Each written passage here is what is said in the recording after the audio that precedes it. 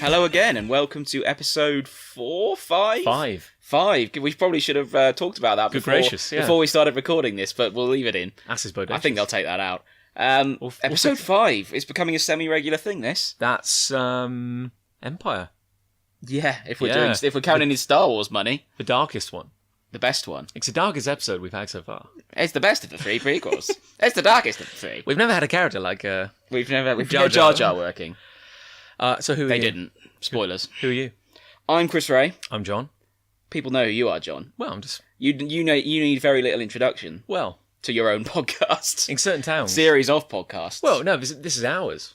Ours. Well, all right, fine. We'll both claim ownership of it. The thing is, this one is already our longest running podcast. How terrible is that? Is it really? Yeah. That is shocking. It is shocking, yeah. It's also a damning indictment on my social life.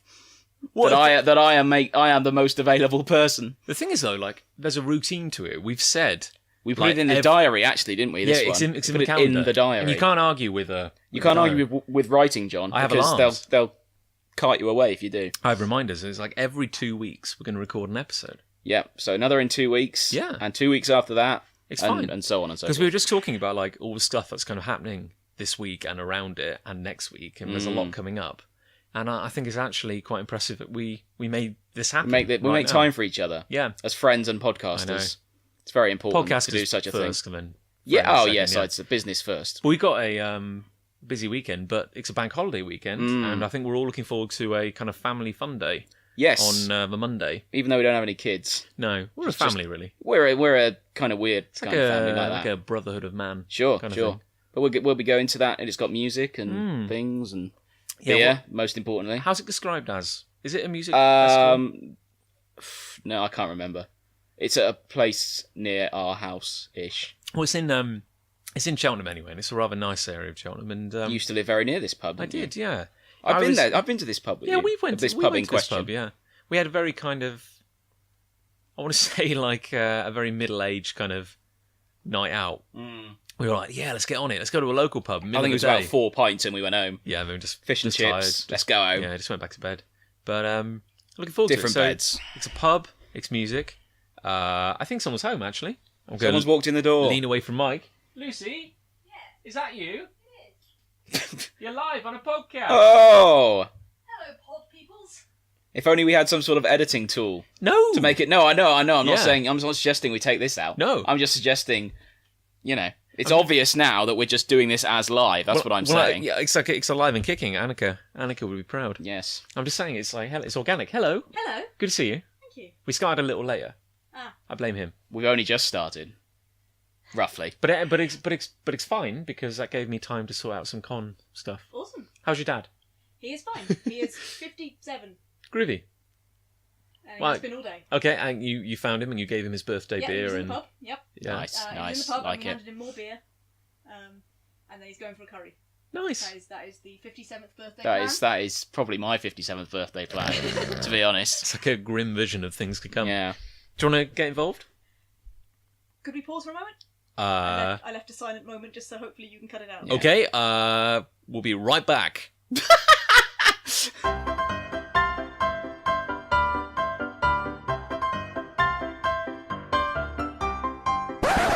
And welcome back. Welcome back. Well, we've had a nightmare. I'm upset. I'm upset. I won't lie to you, John. I'm upset. That was solid. I'm putting a brave face on it at the moment, but I could cry. I don't want to say banter. It wasn't banter. Well, it was just a nice conversation. You've said it now. Yeah, we reeled off a lot of interesting facts. I learned things. Knowledge. Anecdotes were shared. We know it happened. Anyway, so we've lost some footage. Never mind. We're gonna have to watch this laptop. Yeah, just keep an like eye on a hawk. Yeah. Between the two of us, we should know. We've got it covered. We didn't notice last time, but between the two of us now, we should. We didn't think there'd be a problem last time. No, this time we're expecting it. Why would there be? I think I have to. I don't know. Maybe reset it to factory settings or something like that.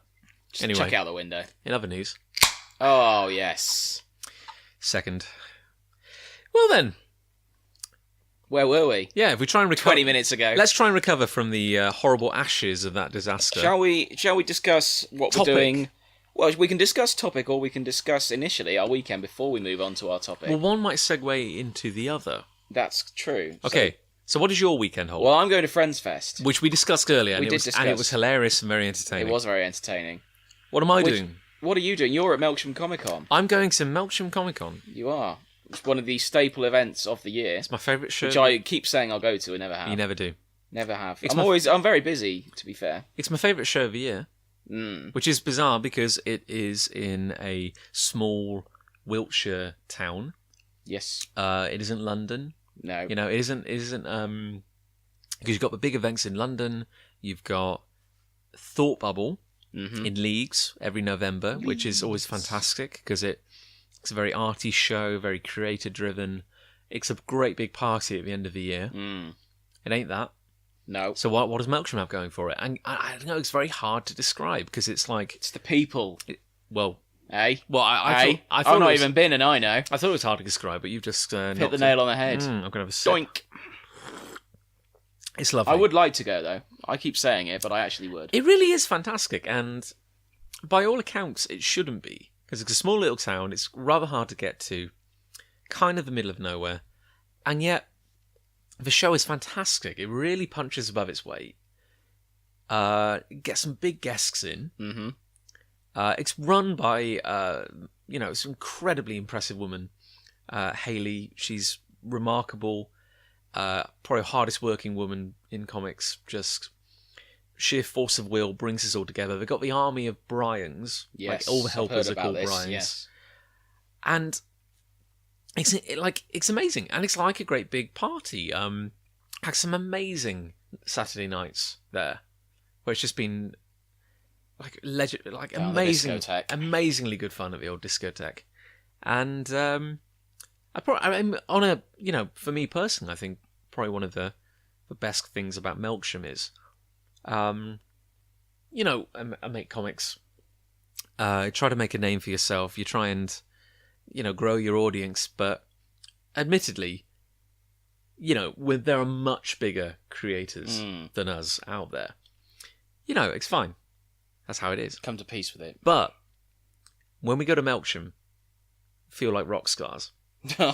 Just for a weekend, we Rock get in with we your get entourage, amazing fur coats. Well, that's true. I mean, because we have a slightly bad track record of being a bit late to every shows because we always underestimate how hard it is to get to Melksham. Yes, from Cheltenham, and the roads are windy, and we always kind of at one show we were late. Like the show had already started. Officially late. We were like 10 minutes late, but it's always this great experience now because we rock up in the car and we drive up and this army of Bryans descend on the car. And it's like coming home. It's like this great family. We know everyone by first name terms. And they open every door. Nice. Strip your car bare. Let's get it set up. Carry all your stuff in for you. There you go. Park the car and then just walk in. And I swear, probably the second ever Melksham Comic Con was probably one of the greatest experiences, probably one of my greatest experiences in comics ever, because we were late. And it was the show where we were launching the crossover between Afterlife Inc and Seven String. Yes. And so we were fashionably late. So you turn up when everyone has already arrived. You wander in, everyone's like, hey, John and Lucy are here. This is amazing.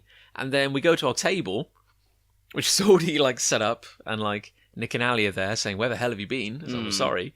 But it's almost like we intended it, and the crowd is there waiting. And nice. I gotta say, so you leave them wanting more. Yeah. And there's a clamour. It's amazing.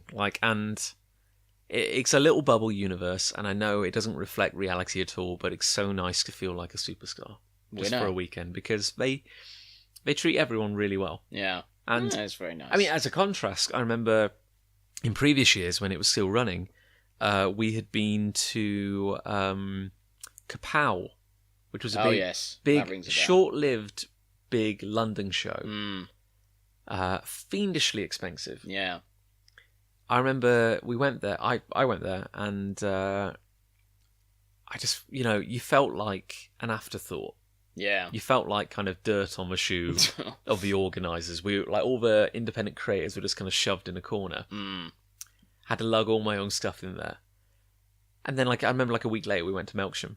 which was very It's like, affordable, right. very small, and they just treated you like a king. It didn't matter if you were just some guy who'd stapled a magazine together and sold a few copies. Nice. They made you feel special. So, and that's this weekend. I'm very much looking forward to it. Yeah, Wonderful. Mm. Busy old weekend though, at every con for you. Indeed, and I can't remember. Bit extra busy. This is a good segue. Segue. Segue. Extra busy this weekend, John. Although this might be after it, but you get the idea. Yeah, because I'm launching the Kickstarter for Afterlife Inc. Volume 4. Man, Big thank fun. God. Yeah, it's I exciting. know all about it. I'm surprised I'm Sort of. surprised I do I'm not more freaked out by it.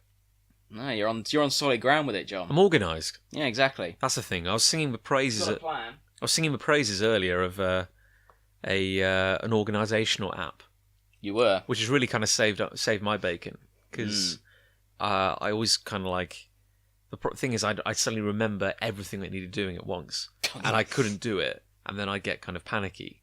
But like just being able to like portion it out and say, well, look, hey, I've just remembered I need to do something. Okay, write it down. Add it to the app. Put it in the thing. It's fine. So yeah, it's finally going live. It's been 2 years in the making. It has. Really, Feels like a while it has been a while because since the last one. yeah, because like we did 2012, we got 2 books out, which is crazy. 2013, we got book 3 out. 2014, we got the hardback collected edition out, Yes. which was like the previous 3 books all wrapped together. Plus some extra bonus material. Over 70 pages of bonus Oh, material. is that right? Yeah. And then 2015, we didn't get an Afterlife Inc. book out, but we did get... Actually, no, in 2014 we got 2 books out because we got the crossover out as well. Yes. And then in 2015, we didn't get an Afterlife Inc. book out, but we got 4 issues of Big Punch magazine out, correct. which was 180 pages of comic. Nice. Forget some Comic goodness. And then this year is, Return of Afterlife Back to Inc. it. Yeah. And it's amazing, and I'm very excited. And there was a long time when I thought it just wasn't feasible because crowdfunding is often seen as a kind of like magic wand, like just a way of, oh, I've got a problem, I need money. Hey, crowdfunding. People will buy it. People will buy anything. But it's like my issue is, I'm doing a Kickstarter to fund the printing, art costs, and Kickstarter fees. Mm-hmm. But paying all the artists involved, because it's like a 172-page graphic novel. Oh. So getting all the money together to pay everyone involved and give them, hopefully, like a fair rate for their work. Bearing in mind that I can never kind of reach Marvel, DC prices. No, I wouldn't expect you could, John. But no, but like you want to... In fact, I'd be bewildered. Well, yeah. If you could. I'd be hungry and bewildered. If, yeah. But where's my money? But it's like you want to treat the artists fairly because I'm only a writer. Like I'm nothing without people to bring my scripts to life. Yes. So hence why, even in the new projects, like 55% of all the money we earn is going into paying the artists. Like 11% is like Kickstarter fees, and the remainder is for printing. So definitely just paying the artists is most important. But the only reason that's become affordable is that I've spent the last 2 years putting money aside to pay for half the book. Mm-hmm. So I've already prepaid, and it's pre-made. Like half the book has been made. Gotcha. 50% of it, and then we're turning to Kickstarter for the rest. Because I was crunching the numbers, and I love a good Excel spreadsheet. Oh yeah. So I was crunching the numbers. Put a few formulas in there. Exactly. Yeah. A few columns. Bit of a border, bit of shading. Lovely. And it just Sounds wasn't terrific. working. Like if I had tried to fund the book entirely through Kickstarter, we would have been talking something like 15 grand. It's a lot of money. It's a lot of money. And also, if you are, say, one book costs, you can buy a book for like 20 quid or something. Yeah. It would have worked out where we would have had to have given away more copies than we were printing. Gotcha. To cover the costs. Yes. You would like potentially we could have done it, but at the end of the day, I would have had no stock. Yeah. And what's the point? Yeah.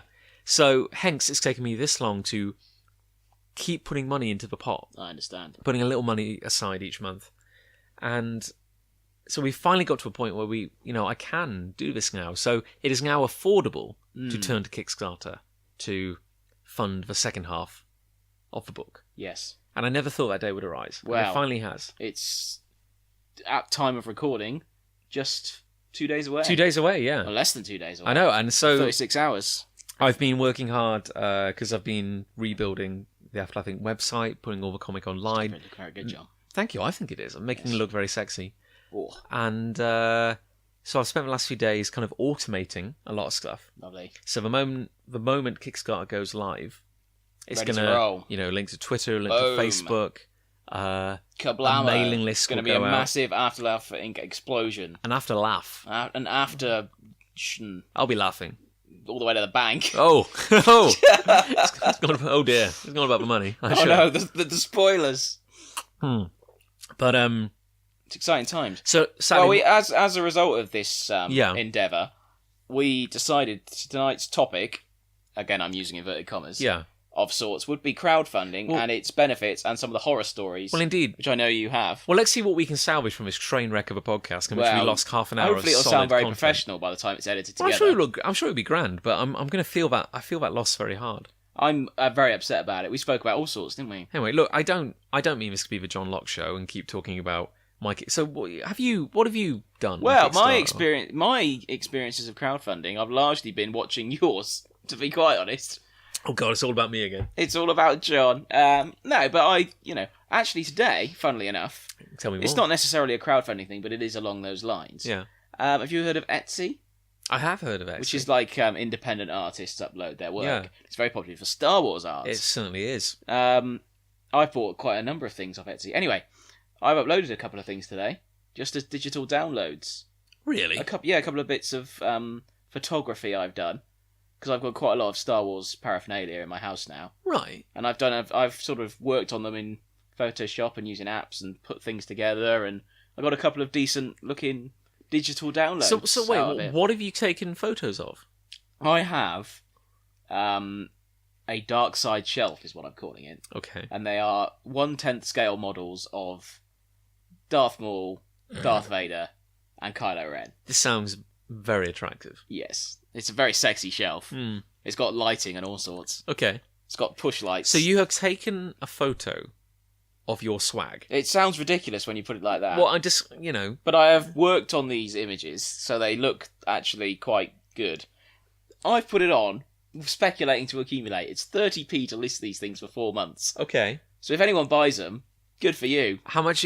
So what are you selling it as a digital download? Yes. So I don't even have to print anything. Okay, as like a photo? Like, Yeah. what would they do with it? Well, you can print it out or set it as a wallpaper or anything. Up to them. Or you could get slapped with a cease and desist from LucasArts. No, well, you see some of the stuff on there.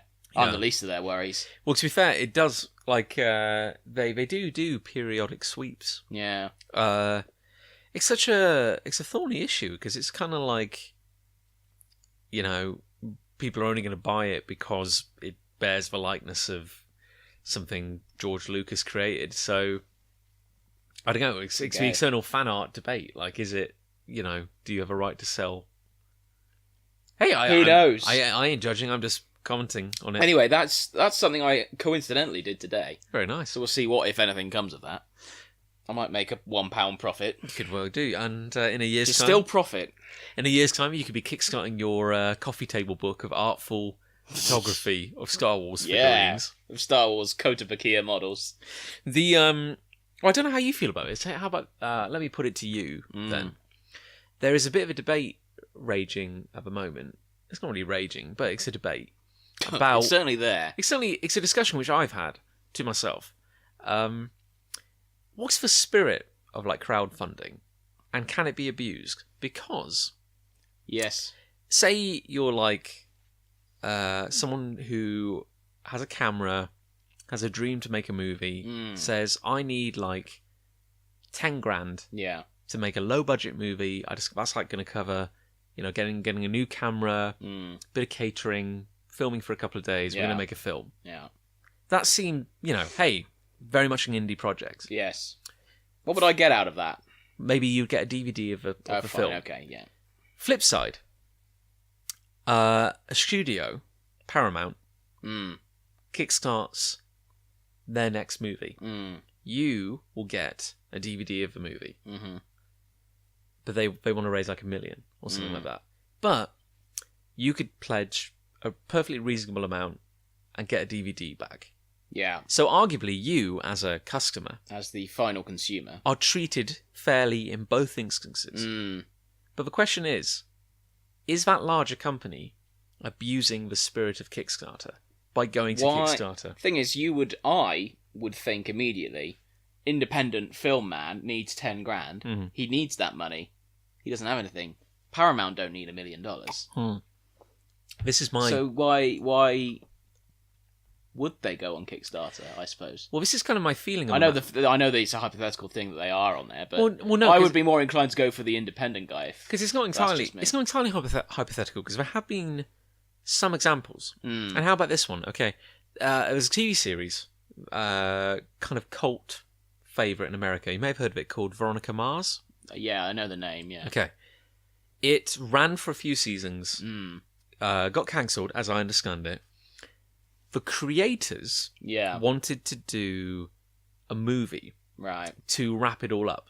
Sure. To kind of like tie off all the Play plot out the loose threads, ends, etc. The thing is that Veronica Mars as a concept had been sold to, I don't know, a studio. Yeah, one of the studios. Yeah. And so they'd gone to them and said, hey, we want to make a movie of our characters. And the studio were like, no one cares. It's not going to sell. Yeah. It's not going to be a moneymaker. So then they swung it, where they took it to Kickstarter. Right. And they said, well, how about this? We will kickstart this movie. Yeah. And we will make all the production costs in advance. Right. And then all you have to do is let us shoot the movie. It's paid for itself. And then you can release it to cinemas. Right, okay. And at first, when I heard that, I was like, that sounds okay. The issue is, if you're a big studio, you have a lot of money.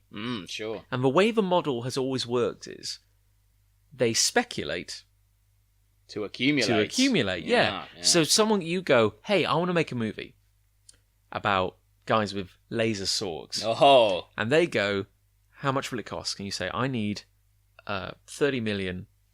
That's small. That was more than I was hoping for. Yeah, I need 30 million up front.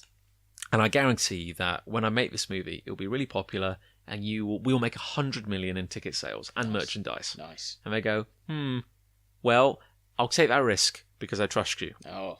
And then, if your movie... It's a very big risk to take on a first-time director. They give you the 30 million, and you make that movie.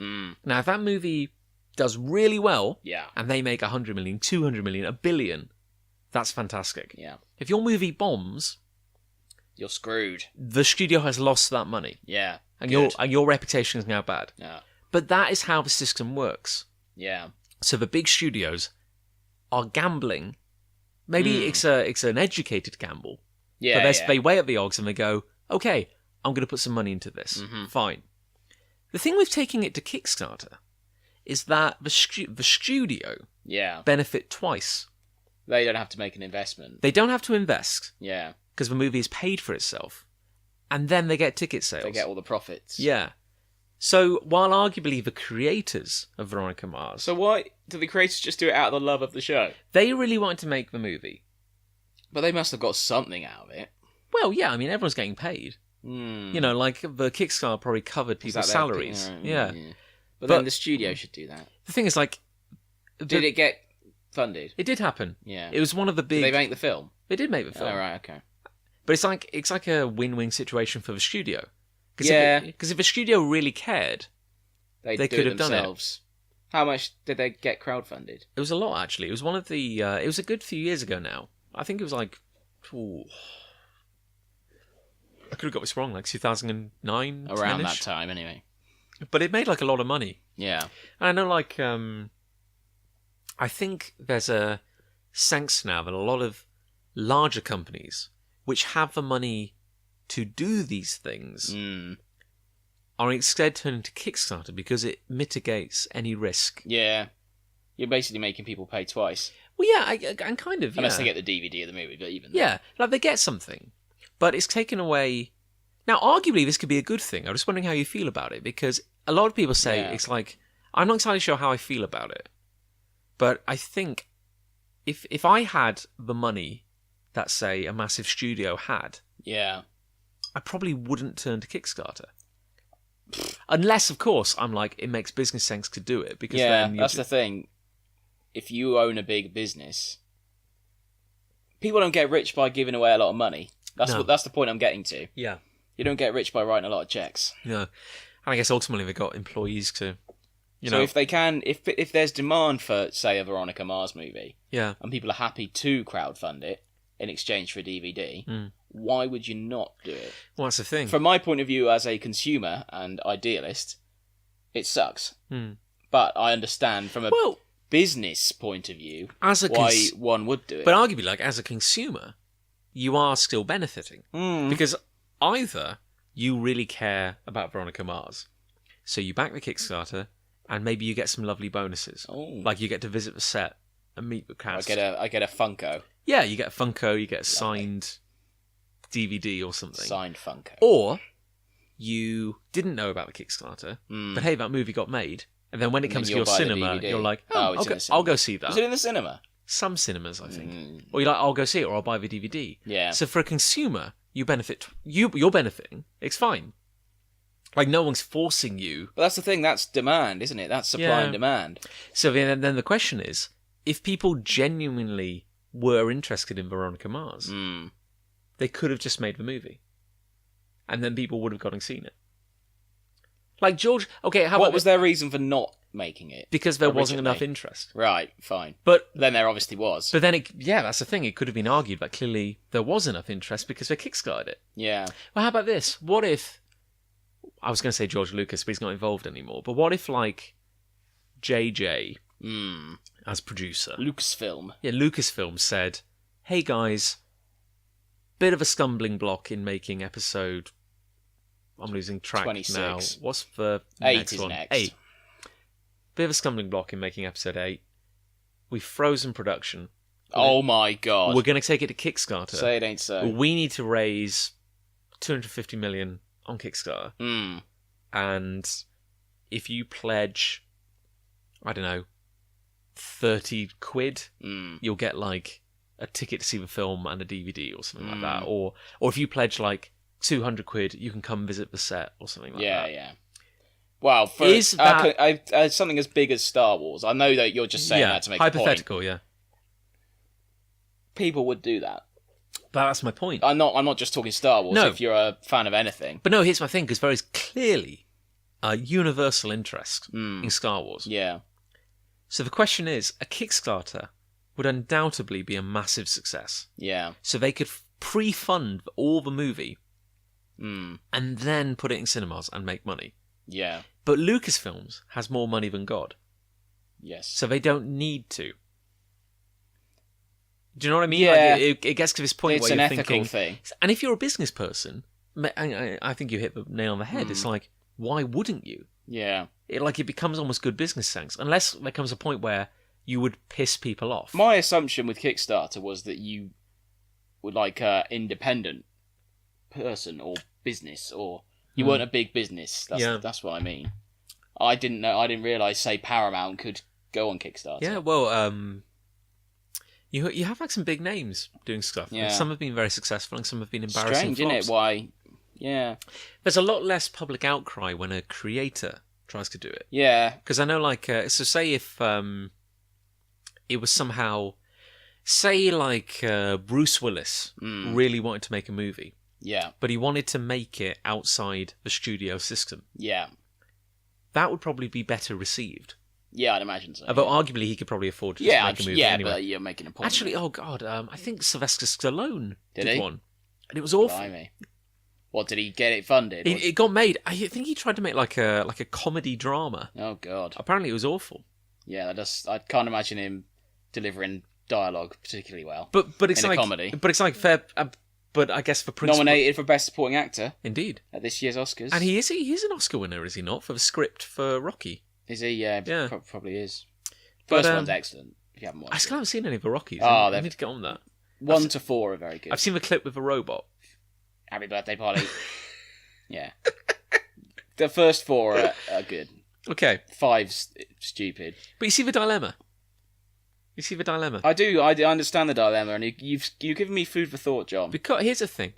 I given that, and this is a small claim to fame, I was one of the first 2 UK-based comic projects to ever launch on Kickstarter. There you go. Because when we heard that Kickstarter was coming to the UK, it launched on like Halloween 2013, I think. Yeah. All my friends were like, "Hey, I'm going to do a Kickstarter. And Nobody did. And then I was like, "Yeah, I'll do a Kickstarter too." And then by the time I finished preparing my Kickstarter, no one else had done one yet. Yeah. So I feel like I've been in there a couple of years, and I've done 2 Afterlife Inc projects. Yeah. Successfully. And a Sandwich Masters project. That was the featured thing, wasn't it? That was project of the day. Look at that. Like in all of Kickstarter. That's amazing. I've got to say, like, we were... The Sandwich Masters... Did that yield results? Yes. Yeah. Because we were like... Sandwich Masters was a slow build. Because we did very well in the first week.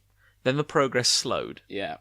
Then we were thinking like, oh, the rate it's going, we're going to kind of like, I don't know, limp home. Yeah. Like we'll just hit our target. And then it was like a Sunday, I think, and it was like in the 3rd week. And I woke up in the morning, checked my phone. Yeah. I was like, flipping heck, you got like 50 emails. What's going on? Yeah. And it was like ping, ping. Was it? Ping. That's Someone's amazing. pledge. I'm like, what's happening? Why are people caring? Yeah. And I looked, and it's like you are project of the day. That's on cool. Kickstarter, and we made probably equal everything we've made so far. Yeah. Again in that day. Yeah. There you go. And and we ended up hitting loads of stretch goals, so Woo! it went really well. But they didn't tell us. How do they select that then? It's entirely human choice. Like they have a staff. Someone has seen it and they go, "Oh, that's cool." Yeah, because they have like projects of the day. They also have like projects we love. Yeah. So they're looking around and they're That's kind a cool thing though. Product of the day on that. Because the biggest problem is simply getting noticed. Mm. Because and this is probably the difference I noticed between April 2014 when we did the Book of Life and September 2015 when we did Sandwich Masters.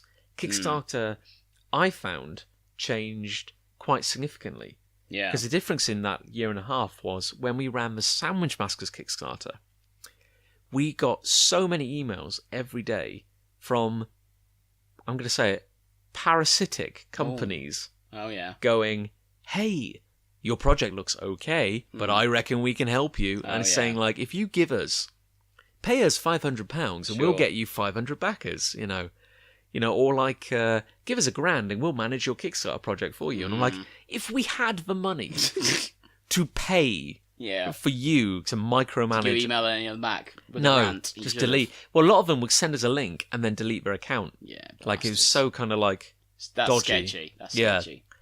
Because that Kickstarter's like trying to... But it's like, it's become a business. This is the horrible thing. Like, it isn't just like... It's not enough now to just be, hey guys, I've got a great idea. Here's my project. I need X amount. Bang. Yeah. Now, like, projects are slick marketing machines. You know, Got to be one step ahead. we were trying not to get depressed because we launched our card game. And then, like, a couple of days later, this card game was launched. It was called, like, I can't remember what it was called, but it was very kind of Hogwartsy. Gotcha. The idea was you're playing wizards at school. And in a day, that had made like $100,000. Yeah. Or something crazy. I'm exaggerating, but you know what I mean. It was just kind of like rocketing to success. And we found out after the fact that it was kind of... it was part of... it was attached to like some big YouTube personalities. Oh, yes. Like they developed this game and they have this big company behind them. Like in marketing and everything. We were like, we're never going to be able to compete with that. Like it really isn't enough to be kind of like just a good project anymore. You need to have like a big following behind you. And it's interesting, and it's certainly... It didn't take long, I think, for kind of companies to spring up to fill that kind of evolutionary niche where they're like, hey, we can make money by helping money us. off that, Yeah, we'll just take like a 10% cut on whatever they make. Yeah. It's interesting. You want to trust people. Yeah. People screw you over. But it's funny. Like I don't know what the future holds for it. There's a few. Well, it seems popular now. People are on board with it. for now. It's certainly popular. I worry it's becoming a bit kind of mercenary. Yeah. Where, I don't know. It's a little harder to fight your corner now. And you shouldn't have to fight your corner because it's kind of like it should, in principle, just be, it's a creative endeavor. People help each other. And if you structure your project right, then everyone benefits. Yeah. If you give a fair price for a fair reward, then people feel they're getting something for their money, and it's fine. And everyone's a winner. Everyone is a winner. That's the idea, anyway. And it's funny because every kind of like mistake or horror story that happens only helps improve it going forward because they revise their rules. Like an early thing was they have different categories, and there was like a technology category. And one of the early problems was a guy. No, this is probably the story. No, that's a different story. There's a marginally different one, but a guy was making a wooden kind of stand for like an iPhone or an iPad or something, and it was lovely, and he made a lot of money. Yeah, but the issue was he hadn't approached any manufacturing companies or anything beforehand. Like he was an artist primarily. Like he had no kind of real business experience, and he hadn't approached Apple to do like a licensed project. And then when he had his big Kickstarter success, he then went to like businesses and said, "Hey, I need to source like 1,000 tons of wood to like make these things, and I need a factory to manufacture them. What can you quote me?" Yeah. And these guys, these companies just looked at his Kickstarter and they were like, "Well, we know how much you have. We know you have like 13 million in the can, so it will cost 6 million to do this." And the next company's Cha-ching! like, 5 million. So and then and he hadn't made a prototype. And afterwards, like Kickstarter kind of forced the idea that if you were doing something technological, you had to have a working prototype. Our friend Snowy, he had a grand he had a grand idea. Done now, hasn't it? Yeah, that's the thing.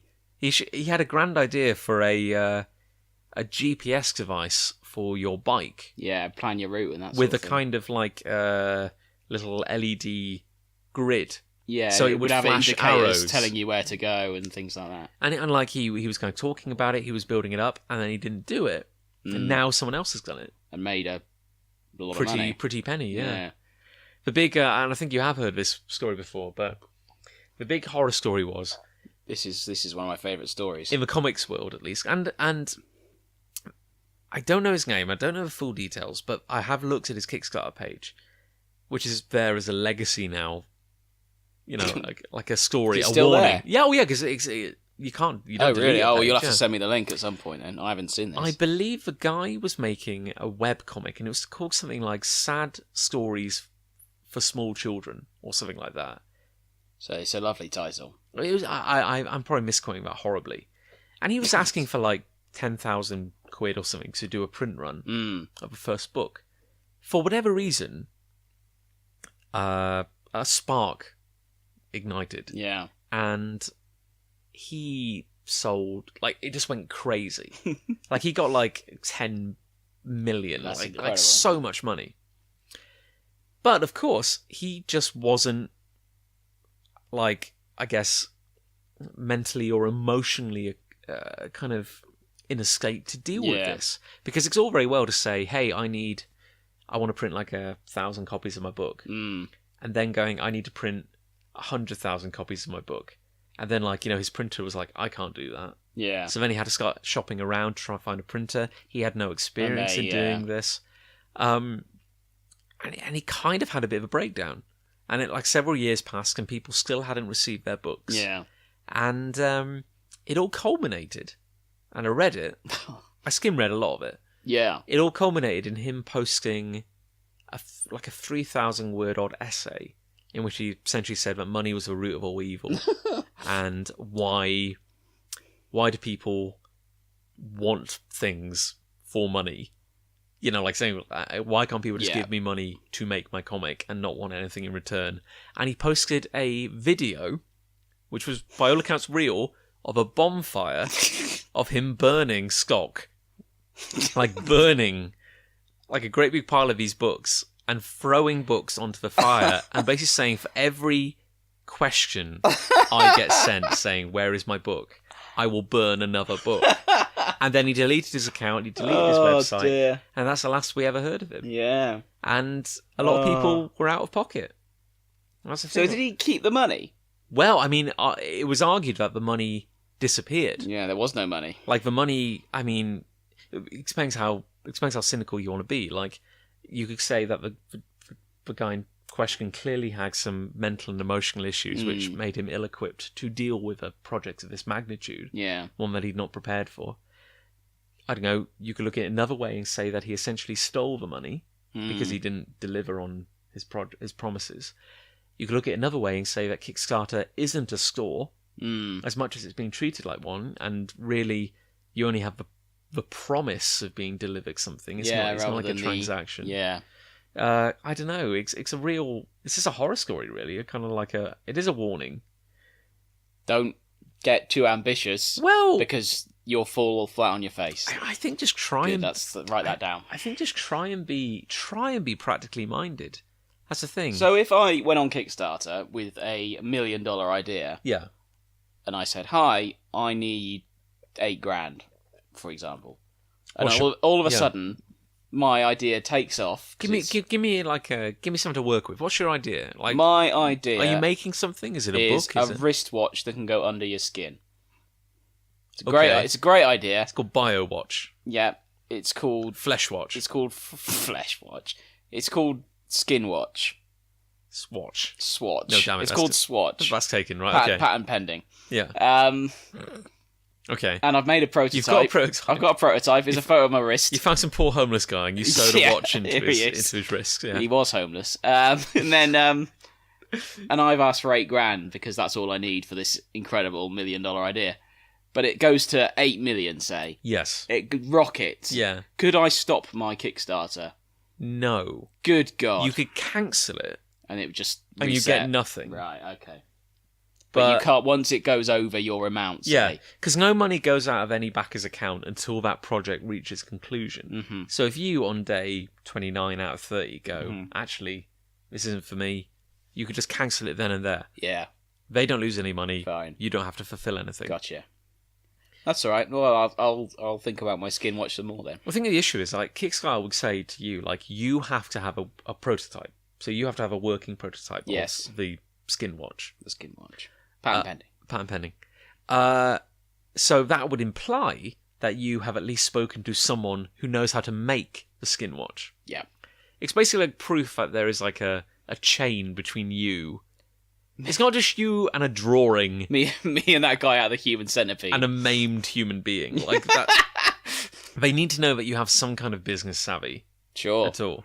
But that's the thing. Like, if it went and you made like 8 million, and that meant you had to make and ship, I don't know, 50,000 skin watches, that'd be on you. Okay. And you probably have to quit your job and, you know, spend 8 months doing nothing but fulfillment. You might have to hire someone to do work for you. See, therein lies the issues. You become a victim of your own success. Exactly. Yeah. Exactly that.